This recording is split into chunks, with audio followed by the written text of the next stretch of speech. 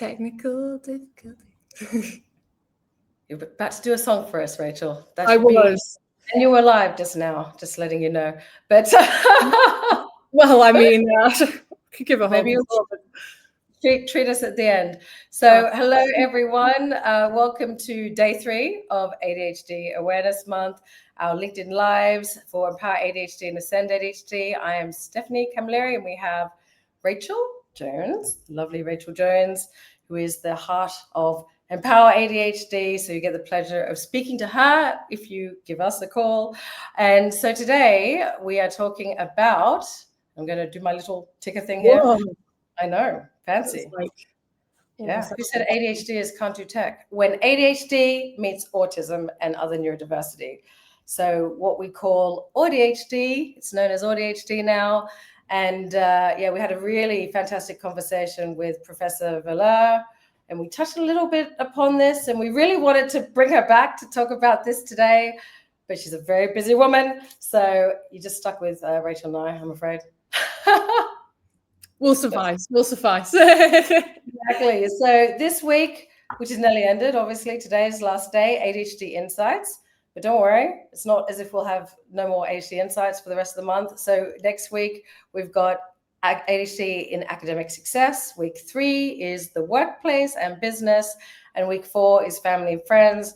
And then that will end culminating in our Ask a Coach Q&As and our coaching summit, ADHD Coaching Summit, where I'll actually put the registration link in there in the comment section of LinkedIn, and do register because we've got David Gewerk, founder of ADCAR, opening the summit for the 3rd time, and the Federation of Small Businesses, day 2, opening that day. So it's going to be really, really interesting. So do register for that. However, today we're going to focus on ADHD and autism and other neurodiversity, aren't we, Rachel? Absolutely. Yeah, absolutely.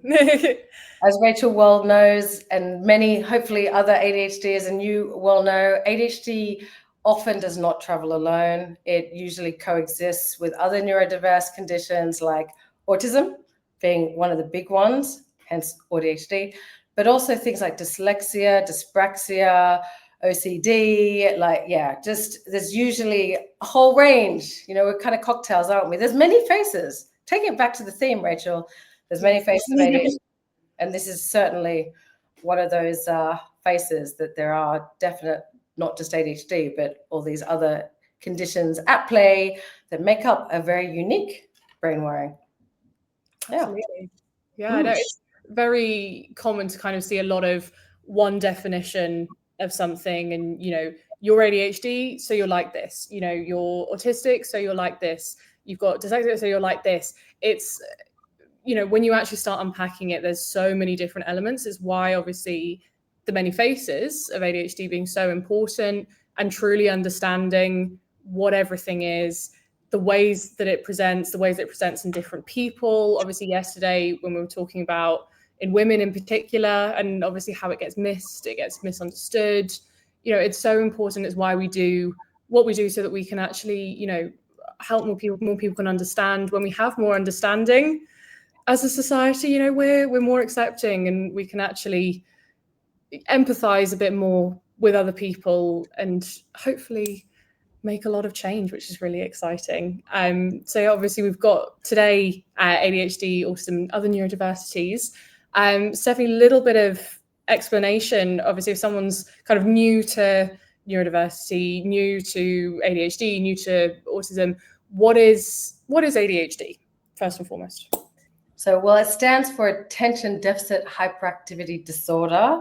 Obviously, a lot of problems with that definition, disorder, right? It can be, obviously, when it's not supported, it can have some very negative outcomes, which we spoke about on day 1. If you've missed that, do have a listen to day 1. But also attention deficit, because ADHDers, we don't have a problem with, attention in terms of the situation. Depending on the situation, we can have a massive surplus, like, too many interests, too many ways of doing things. Our problem is having too many choices, and that can get very overwhelming, and that can paralyze us. So, the name is quite misleading, attention deficit. because, and yeah, we can very much have a surplus of attention. We can hyper focus when we're authentically interested. So that's what ADHD stands for. And we talked about, I think it was it yesterday? No, it was day one. We talked about the 3 different types that you can be, predominantly inattentive, predominantly hyperactive, or combined type, and have all of the lovely cocktail. And which is, I have the pleasure of being combined type. It then gets a little bit more, it's more nuanced, obviously, than just these 3 categories like we spoke about on day one. And so again, do listen to that. It's so much more than that. Dr. Dodson came up with a more functional definition that we really like to use and draw upon in coaching, in that, ADHDs have an interest-based nervous system, operating in an importance-based world, and also the really important traits of emotional difficulties with emotional regulation, and particularly the rejection-sensitive dysphoria. That's not in the DSM-5, which is crazy, given how huge, this would be the most debilitating trait, I'd say, of ADHD. And what you'll see when we talk about AuDHD is actually, from what I've seen in coaching, at least over the last decade, it's more pronounced in AuDHDers as well. So that's the ADHD. And that's what we do mostly. That's what we do, ADHD coaches. But the autism, you probably want to know about that one too, a little bit. Okay. So again, you've got your DSM-5 definition, as they have with ADHD. And again, we've got some deficiencies with that. Like I didn't mention before, but with ADHD and the DSM-5, that diagnostic criteria, it was very much created to pick up the hyperactive naughty boy in the classroom, right? So very much kind of misses the mark for a lot of girls and women with ADHD. Similarly, with autism, the ADOS test, for instance, is so common for girls and women that go and get assessed for autism to not reach the threshold. They just don't. And so they then don't get the diagnosis. And that can be a problem, because actually they may have autism. Yeah, which obviously is not a problem in itself, but not knowing about it is a problem. Can be a problem, yes. Absolutely. Yeah, no, it was really interesting, because obviously right before we came on the live, we were doing a bit of planning, kind of a little bit of a guideline, because me being myself, a road mapper, I'm, have to have everything written down, everything planned out. And the more we talked about everything, it actually highlighted a lot of things for me. And so when I had my ADHD assessment, I was diagnosed straight ADHD, no autism, nothing. Although when I first started looking into everything, there were a lot of things that I was like, that's not me with an ADHD profile. But the autistic profile, I was like, that's like the flip side of it was that. And the more we spoke in our conversation, the more it highlighted it. And it was something that I'd kind of always felt. I was like, when I first started looking, I was like, it could be, didn't get diagnosed as it. So I was like, okay, yeah, no, probably not. It always lingered still. And I was still a bit like, God, like really think so. But I was like, no, I'm just, and this was what I was like, I'm just being dramatic. Oh, no. Which was, yeah. And it was really hard. And I kind of was like, oh, I don't think so. I'm thinking that it's something that it's not. I know a lot of people with autism, and I know, a lot of the ways that it affects them, and it can be debilitating. But I'm like, but I somehow do this. And we unpacked so much of that this morning, which was really incredible in terms of where it comes in and where other things override it almost, and that constant perfectionism, worry spiral, the RSD being so massive. Yeah. And it made so much sense. And it's one of those where I didn't feel, oh gosh, this is another thing. It was a relief. Yeah. When you understand, right? So because it's really like we keep talking about with ADHD, for instance, the importance of being able to look through that lens, the lens of ADHD, for yourself to understand yourself and to be able to differentiate between what you would historically have classed as character flaws, to be able to compare that against what the traits. Yeah. It's just the way you're wired. It can be like with autism, like we talked about, sensory sensitivities, that this is a thing. Actually, wow, you might not find it's hot, but I'm about to suffocate and literally, for someone, if I don't get cool, like I'm not going to be the best version of myself if we don't put the air conditioner on, for instance, when other people will be like, it's not hot. What do you mean? And that's the issue. This was one of the big things, wasn't it? Because obviously the sensory, differences and sensitivities in people with autism and AuDHD is going to be more impactful than if you've just got ADHD, and certainly if you're neurotypical. Yeah. And I think the thing is why, we need more conversation around it is a lot of people don't realize the extent of which that sensory bothers you. You kind of think, well, okay, you're a bit hot. That's fine. But it can be absolutely crippling. I have a thing with loud eating noises. I cannot stand it. And I put up with it for ages. I kind of just like sit there because I was like, don't make a big deal out of it. It's fine. You'll be fine. But then I started just not being able to cope with that. And I have a friend who eats very noisily. I love her to bits, but she eats very noisily. And we would be sat around the table at school, and I could hear her eating sat next to me. And I was like, and I'd reached the end of my tether. I was tired. And I was like, I can't do it. And I turned around and I was like, the sound of you eating literally makes me want to pull my eyeballs out and rip off my skin. It's that feeling though. It's like, you can see in the kind of tensing, it feels like that. You're like, oh my God, I'm going to explode. I need to just like, ugh. And a lot of people don't understand that that's the extent that when you're hypersensitive to something, it's not just, oh yeah, that's a little bit loud, or I don't quite like that feeling. It is debilitating. And when people don't understand that, it makes it worse, because these things leave a lasting effect that you take with you. I was telling Sophie, I saw something last night that actually it made my heart so warm, because I was like, oh my gosh, there's a barber in Texas. I don't know if anyone's seen him before, but it was my first time seeing him. So I'm very excited about it. But he does sensory haircuts for kids. And he was showing videos of, when, in particular, obviously barbers don't understand that, the sound of clippers, someone being around you, all the noise going on there, the, chair staring at yourself, it's all so overwhelming. And it's young kids that are literally having a meltdown. They are screaming, they're sobbing, because it's so overwhelming to that point. Yeah. And everybody else is just kind of standing around laughing and finding it a funny thing.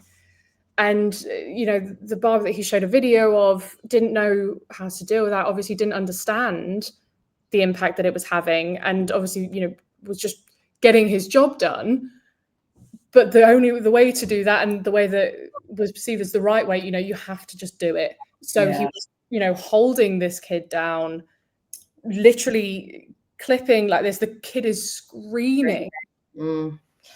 And it was, and so it's not that hard to adapt. What he does instead, he has weighted capes. That's the name of his shop, the Weighted Cape.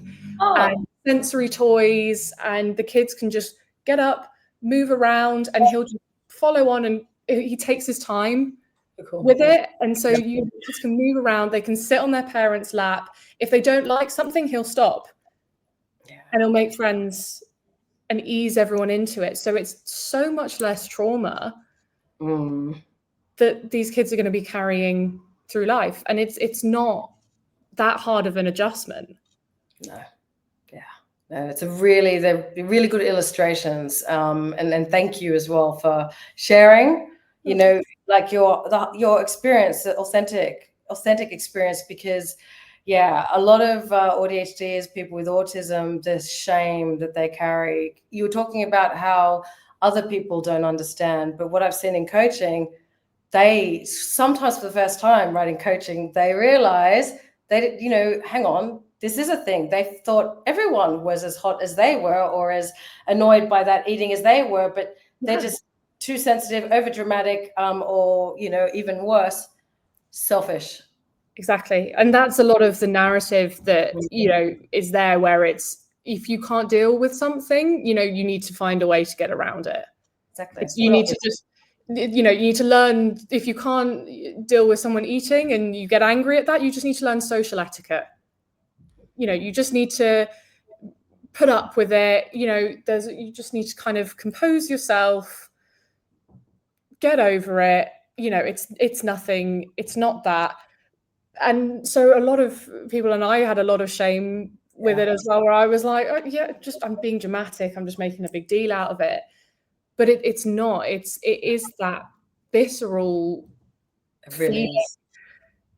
And when, you know, there isn't that understanding, and when you're being, and as someone with that, you know, you're thinking, I'm being dramatic, I have to just, you know, get on with it and deal with it and find a way. But living through all of that pain every time is tiring. Oh, massively. Yeah, the drain.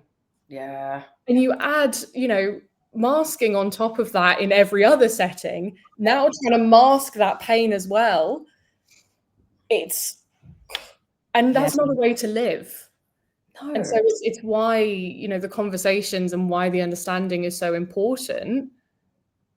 Because, you know, when it's not your experience, it's hard to, I understand, you know, it's hard to try and kind of see it. Put yourself in the shoes, you know, which actually, and that brings us to another point in terms of autism and this kind of belief, or particularly for the AuDHDers, that's all I can kind of speak for in terms of who I coach, but that they've got no empathy. Because my AuDHDers that I coach are the ones that are the most, you know, the most caring, the most affected by other people and their discomfort and how they feel, like almost in terms of that sensory sensitivity. It's almost as if the AuDHDers have got a sensory sensitivity to like their energy, their moods, you know. So with AuDHDers, they've got the RSD, kind of like a double effect of RSD, in that if they've upset someone, not only will they feel the RSD of knowing that they have, they will feel it as well, you know. And so even more, someone like, and we were talking about this earlier, Rachel, who's a problem solver and generally cares, she's got kindness as a signature strength. Even more, Rachel needs to and feels, you know, and wants to help everyone and make everyone, you know, feel good and takes responsibility. Don't you? Like, for like, oh no, you can't feel like that. Like, I got to help you. Yeah. And like you said earlier, with all the sensory stuff that you're carrying yourself, plus that as well, because you're already exhausted, what happens to you? What happens? It's a whole spiral where I'm just so physically burnt out and tired. But it's the same time, you don't, you know, every part of you is telling you, take a break, you know, please relax, please relax. But then there's other people's feelings that come into it. And so you're like, well, now if I stop, you know, someone's going to think this, someone's going to think that. I was speaking earlier about, it was a whole thing when I was, you know, kind of looking at, okay, maybe it might be autism as well. But I was like, it can't be, because I know, you know, some people find it incredibly hard to even just leave their house. So won't go out, won't see friends. Clubbing in particular is a big one, where, you know, you're going on a night out and some people can't do that. And so they won't do that. For me, I'd be, you know, the whole process of leaving and, you know, doing makeup, hair, outfit. You then factor in the insecurity of that as well and going, well, now it just doesn't quite look right. And so I'm getting so worked up and stressed. Every inch of my body is going, stay at home, just stay at home. Don't go out. I just don't want to do it. I don't want to do it. And as I'm still trying to push through, I'm like, I'm burnt out. I need to stay. I'm tired. nothing looks right, spiraling. But I will leave the house purely because of, if I don't go, I'll miss out on something. People will change their impression of me. They'll think that I'm this. You know, what's the conversations going to be when I cancel last minute about me? You know, what I've told someone that I'm going to do something, so I should do it. And so even though physically I'm like, I literally can't, I have to, because that RSD is so high. Yeah. Everything is overwhelming, but I have to, because it affects other people. And so then you're more tired, and everything repeats itself, which is not fabulous. But, you know, it's when people say that autistic people don't care, you know, that it's selfish, it's this. It's not. You don't know the narrative that's going on in someone's head until you talk about it. Yeah, and you don't want to know either, because usually that narrative, you've got, I mean, when I'm coaching someone and they're talking about, so say they're meeting someone, I was coaching a 16-year-old girl, and she was talking to me about what she's thinking when she goes and, you know, talks to a group of her friends. And I was, whoa, wow, you know, like just all the questioning, the self-doubt, and like the road mapping that happens, you know, this, and if I say that, and maybe I should, like what you were saying earlier, that quite often, you know, if you're in a social situation, like you may not speak because of that. Is it going to be the right thing to say? Could this be construed this way? You'll actually think about how it will be received versus, say, ADHD, like me, straight ADHD, are kind of impulsive. They can't roadmap. I just say it, right? Because I don't think about the implications, and that obviously has its own problems, and I can get into trouble. And my defense has always been, my intentions were always good. I never meant to, like, you know, just know this about me. And that's the thing. And that's why our friends, and having trusted friends that truly understand you, that can look through that lens, that they are able to just, you know, meet those needs in terms of like, okay, we'll just let that go. Or, what time did we say? Stephanie, no, she won't be here for another 10 minutes. Or maybe Stephanie's not coming. You know, and having friends that they still love you, that they know, you know, that your intentions are good, that you love them, but ADHD, or you're AuDHD, or you're autistic, you know, it is so important, right? So important that lens can be looked through. Absolutely. And when you understand that it's not bad intentions, it's not someone just being selfish, it's not someone just refusing to cooperate. There's so much else going on, and the intentions are so good. It's a physical thing that you can't control, no matter how much, you know, you're like, I just sometimes can't do that. Yes. And that's so fine. And I'm not being dramatic. It's okay, you know, the boundaries, it's okay to just be like, no, I can't do that. Yeah. And, you know, the perception is that it looks a certain way. When you understand it, that it's not how it looks, it's so important, because, you know, when you're trying so hard to do something and something's just not quite working, it's infuriating. It's like frustration. The AuDHD frustration levels tend to be higher than just the straight ADHD levels, definitely, as well, because that perfectionism in particular too, which we were talking about before as well, remember? Because it's not just about the communication and the social kind of being the best friend you could ever have. If I'm going to be here, I've got to be valuable, and everything I say has to, you know, add value to you somehow. That's, again, it's such a high standard to set yourself, and again, absolutely exhausting. It's no wonder that so many AuDHDs and people with autism, you know, avoid social situations, right? Like, it's no wonder. If you're putting that kind of pressure on yourself with everything else that you're tolerating, there's just no fuel in the tank for that. Yeah. And then it's one of those where you think that it's kind of like what I had when I'm looking at people and I'm like, but I am going out. So it must not be. So I must just be being dramatic. But it's like, actually, no, like, look at everything going on. And it's why talking it through, exactly, you know, with coaching, you know, speaking everything through and having an outside perspective point that out and go, you know, look, I didn't realize a lot of the time how much effort I put into things and how much we broke down when I couldn't walk outside to go to the shop. I have 2 shops across the road from me. I would always order on Deliveroo, and I was so mad at myself for it. I was like, oh my God, why can I do that? And Stephanie was like, what's actually going through your head when you're thinking of that? And I'm like, well, you know, I have to do da-da-da-da. It's so many steps. But without that outside perspective, you don't see it, and you think that you're being dramatic and that is this. And I was like, well, like, it can't be autism as well, because I'm not, you know, I'm leaving. Like it's fine. I managed to do it in the end. So I can't be actually, you know, like this. And it's all from perspective that I didn't know beforehand. And it's why, you know, we talk about it, because it's so easy to look at that and go, oh, you know, why am I like this? I can't do this. I can't do that. But looking at that and all of that planning is its own strength at the same time.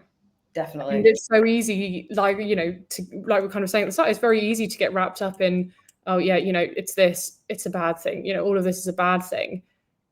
That planning that I do, it's a strength, and it, you know, it can be debilitating, but it can be incredibly useful. Yeah, depending on the situation, right? And that's the thing. It's about, because it's something that you just do naturally, the road mapping AuDHDers. And the problem is that the day-to-day, you know, because your brain can't help it, it will road map, you know, the smaller things that, you know, don't really deserve that type of attention and effort, but the brain can't help it, you know, but then put you in a position, you know, of a crisis or something really complex. And again, your brain will, you know, do the road mapping, and boom, you know, you're the one in the room with the solution, right? Like I said to you earlier, the ADHDers that I coach, they're the ones at the top of the industry. They're the managing directors, you know, they're the CEOs, right? Because they're so strategic, you know, they're road mappers. You guys can see around the corners, you see the car crashes coming, right? Like, it's a huge strength, ADHD. However, like you said, it's about understanding, though, with it definitely can come some real difficulties and challenges, and they are absolutely valid. Absolutely. Yeah. And it's not, I think my kind of point with it is it's not you being dramatic. God, no. Which was a big thing for me, as, you know, I've talked about a lot. I'm seeing things and I'm like, well, you know, I'm just being dramatic, you know, it's just this, it's just that. But when you think of the effect that it's had,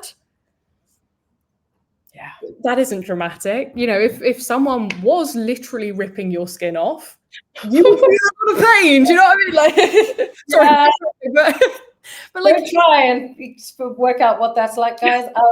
Yeah, it's the effect of it, where it's like, yes. Anyone taking things literally, please. Yeah, but no, but it was a really, no, but it is so valid. And just on that, and finishing off what you said, what we say in coaching as well with our ADHDers and AuDHDs, it's never just, right? Like, and we talked about this when we met up, and remember the jumper thing? It was hot.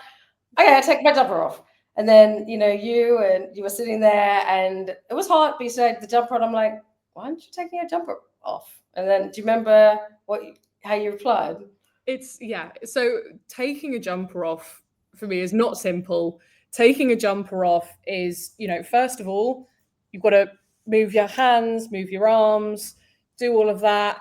You've got to somehow kind of make sure that nothing gets caught. You've got to go over the head, you know, as wearing makeup, hair done, earrings, like, make sure I don't rub any of that off. I've got to squeeze through a tiny gap where, like, I can't see for a minute, which is worrying. And so I'm like, I'm trying to make sure that nothing gets caught. Obviously, once I've taken it off, I then have to make sure everything's fine again, you know, that I'm all good, readjust, find a new comfy position again, because I probably got uncomfortable by that point. So I'm like, well, now I need to find where it is again, put the jumper down, make sure everything's good. But it's not just that. It's now I have to remember to pick up my jumper when I leave. And so I now know that I'm going to be sat there in a conversation going, Rachel, remember to pick up your jumper when you go. Rachel, remember to pick up your jumper when you go. And then when I'm actually going, have to remember to pick up my jumper again, or if it's cold outside, put it all back on again. And so that's probably just a fraction of your roadmap that you go, and isn't that such a powerful, like, just listening to that, and any neurotypical or ADHD, straight one, kind of like myself, like, so in contrast, guys, when I'm hot and I've got a jumper on, I take it off. Just go. And yeah, I may forget it, usually do, but usually I have someone like Rachel saying, hey, your jumper. And like, aha, thank you. Or sometimes, worst comes to worst, sometimes I get stuck, like you said, the opening, like I can't get out of my head, and I might look like a bit of a, but with sheer force, like our ADHD superpower of sheer force, just nearly pull my head off at the same time. But hey, we did it. I did it. Cool. Now I'm cool. That's all good. You know, and that is the difference in, look at my journey. You know, may have not been as elegant as Rachel's, but mine probably wasn't elegant. I actually took it off, like, you know, and I'm cool now, right? And then Rachel's, quite often, no, because of all of that, you're going to be sitting there and you're going to stay hot. And if you've got a hypersensitivity to heat, you're going to be suffering. Yeah. You know, and that is the situation. This is what ADHDers face, you know, and we're just talking about taking off a jumper. And we want to leave you with that. We want to leave you with that, so that if you do have ADHD and you have been, you know, ashamed or thinking you're dramatic, right? It's never, you're completely valid. And it's about, like you said, Rachel, helping people understand, or accepting it first yourself, and helping others truly understand that. And compassion and curiosity, guys, compassion and curiosity. Absolutely. And just to kind of add on to that super quick, I would say, like I was saying, you know, even undiagnosed as well, if you think any of that resonates with you, you're not dramatic. It's not something wrong with you. It's not something that you just have to deal with.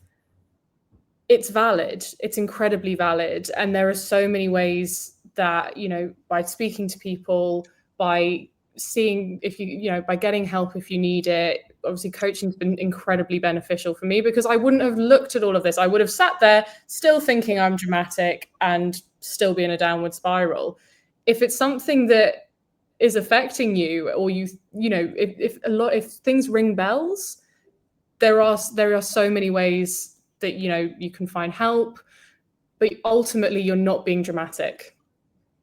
Not at all. And like I say, finally on that, it's a need versus a want. You know, there is a difference. Like you've got a need to not be hot. Like, it's a need, not I want to be, you know, I want to not be hot, is I need to not be hot. And so it's about reframing. It's a need, right? And your needs are valid. So Rachel, honestly, thank you. So powerful, what you've shared. And I think it's going to help a lot of people, you know, get clear, and maybe hopefully help them get that support that they need and deserve. So guys, thank you so much for joining us. And next week, we're doing academic success, and Monday kicks off with school is built for one kind of brain. This isn't it. And we've got two of our coaches, Sarah and Sophie, going to be speaking on that on Monday. So join us then. But have a great weekend. And thank you for listening. And we'll see you next week. Bye. Thanks, Sarah. Thanks. My jazz hands.